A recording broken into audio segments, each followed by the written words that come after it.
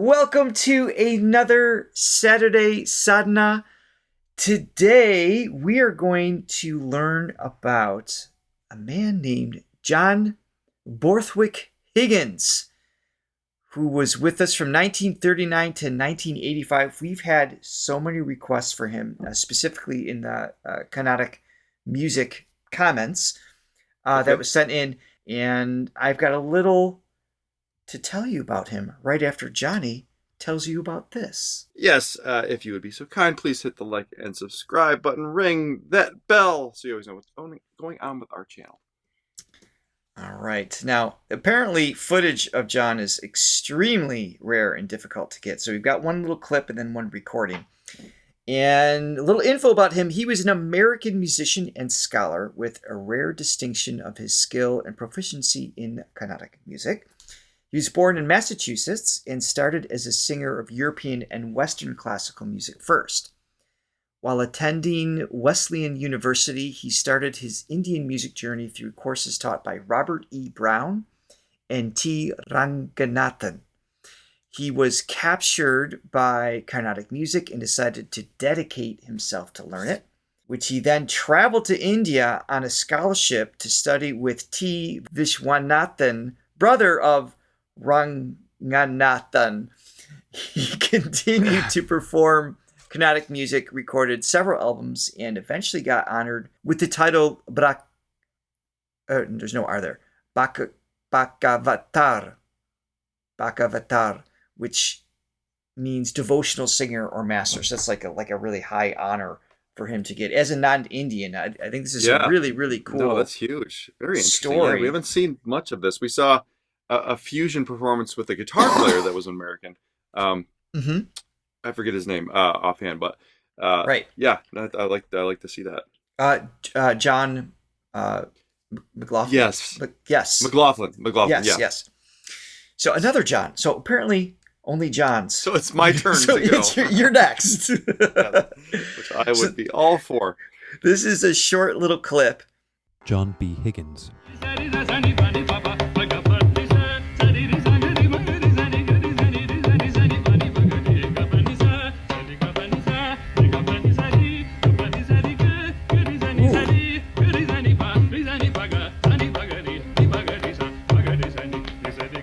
Higgins was one of the very few Americans who became a popular and well-respected Carnatic music singer.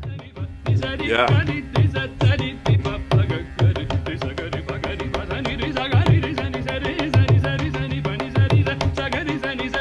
When Jon left Toronto in 1978, Shankaran, the co-founder, continued to build a respectable South Indian music program at York over the years. It's such a small little clip, but do you mind hearing that again? So he's doing the hand timing, obviously, that we've come to understand, and you know why he's doing that. He's got a really beautiful ring to his tone when he's up in the higher part of what I would call the chest register with a quick little vibrato. It's like a really unique to him. I mean, coming from a different culture, I'm sure that plays into it. I'm sure it does somehow on right. subtle levels. Because if for instance, if we were born in India and we learned the language and the music and what we call as foreigners call an accent, that's what we would mimic for our parents and our surrounding. And so how you shape vowels, how you roll the R's, inflections of all of that, musicality of how you speak. Yeah, it's all different. So it is an interesting. I don't think we haven't heard this. We haven't heard an American voice doing this, which for him to be one that broke through and the Indian culture really embraced, which is got to be amazing because it's he's got to be pretty good.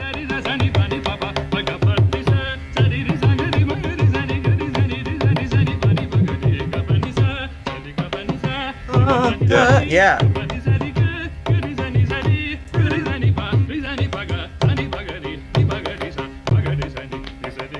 Higgins was one of the very few. Really interesting tone. So I have another song. This is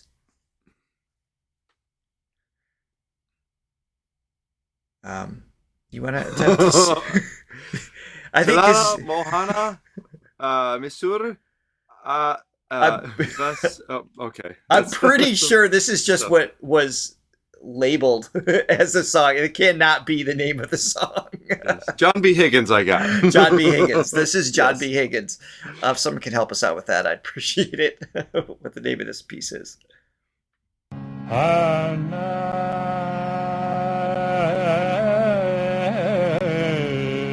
Interesting. So older at this point.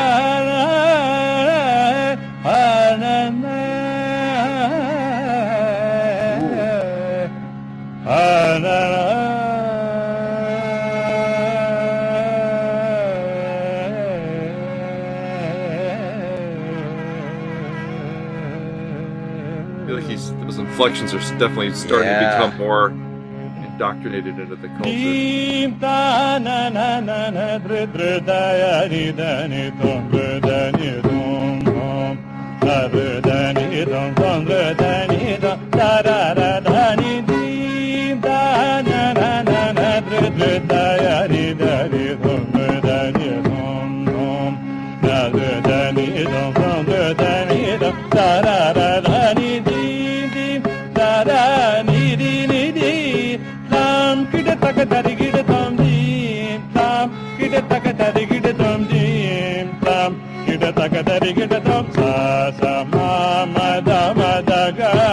That tone still shines through though.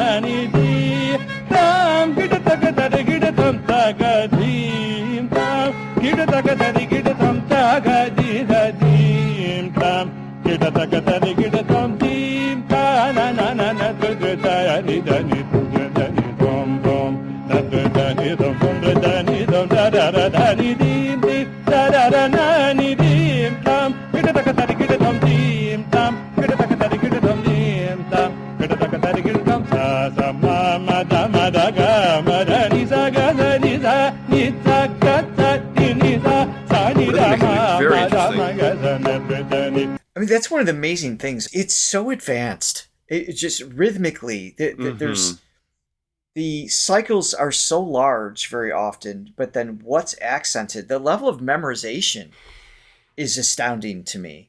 That alone, just that, it just always boggles my mind. Yeah, I mean these extended pieces, and they're able to, just keep everything intact and keep track of everything, and then especially when there's performing with somebody else, they meet up, they'll improvise and they'll meet up in the middle at some point, do the same exact very long extended phrase. It's always that's exciting, very complicated. Yeah. Yes. Very interesting. But I was reflecting on, too, the idea that he would have been at least late teens, if not early 20s, in kind of rerouting his ear.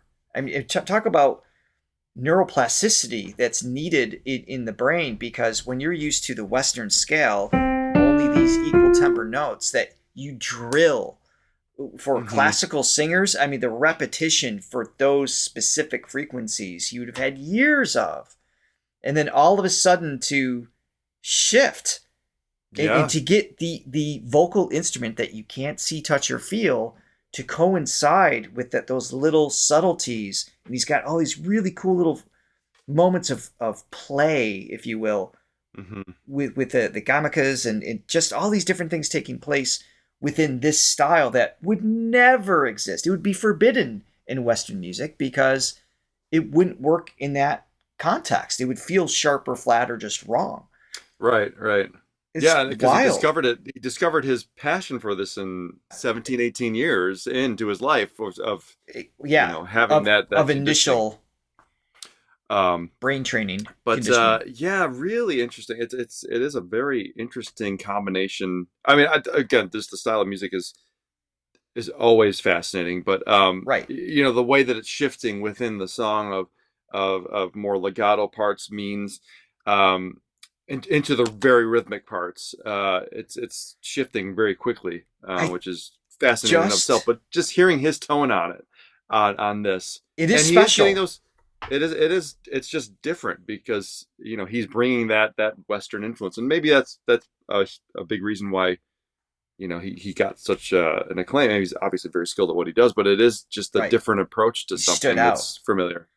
And I think it's like you just said, it's his tone of voice is the distinguishing factor. He might be delivering it skillfully, exactly like somebody else in Right. India, but the tone, But you can't the hide timbre, that tone. Yeah. exactly. Yeah, it is different. It definitely is unique in that regard. I love that he was embraced for it, though. I love that. I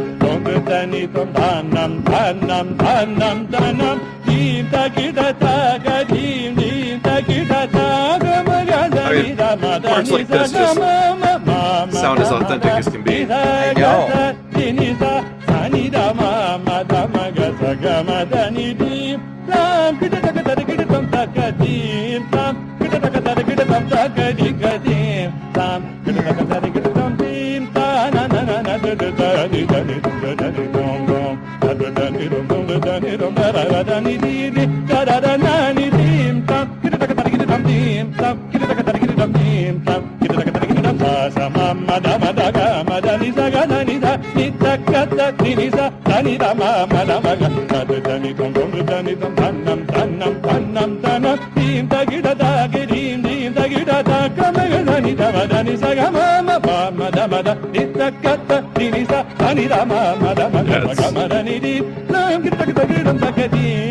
Very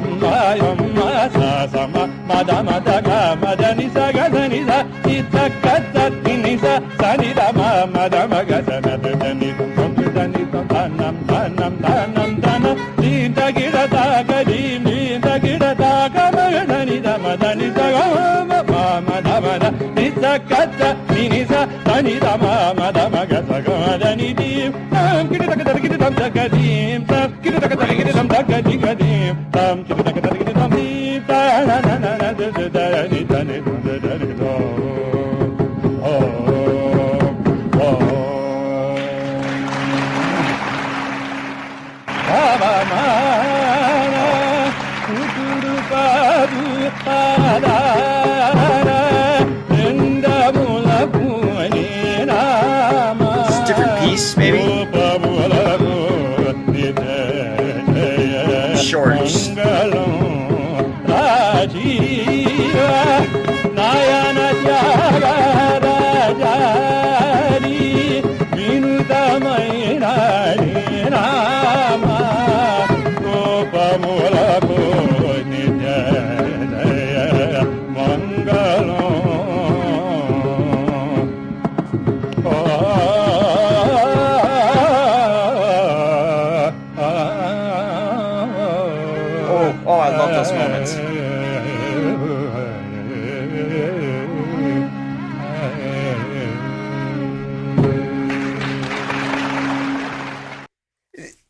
I can't imagine it would even be remotely possible to execute that without having to go to India. You have to be immersed in the. And I feel like in the culture, in the people, in the language, the pronunciation, the details, things that our ear can't even pick up at this point. We just haven't been exposed enough. Yeah, I mean, even if you get to the point where you can pick it up to make it to replicate it and reproduce it and make it sound authentic is a whole nother skill set. And like you said, you have to be immersed. And I was going to comment on basically the same thing. It's just I'm just so fascinated by individuals like him that are just so struck by something, this passion that just takes them Just over. redirect. And I mean, that's a bold move. Not only musically to just shift a complete culture and put yourself fully into a different culture's music, but to live in a different nation, to pursue your passion, to go for it 100%. If he had a girlfriend at the time, I'm sure that conversation went over very well. I'm sure he was, yes, very single, because that's not possible. No, that's no, it's just amazing the amount of courage and just dedication to just throw yourself into something Following so his heart wholeheartedly. Just great. Just great. Yeah, and I really liked his tone. Maybe because there's something familiar in his timbre to our ears that feels inviting.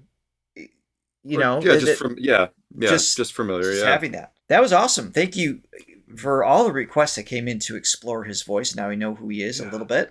That was fantastic. Thank you. So we will see you next time. In the meantime, if you want to check out our Indian music playlist, including our Saturday Sadhanas, and I guess we'll see you next time. See you in the next video.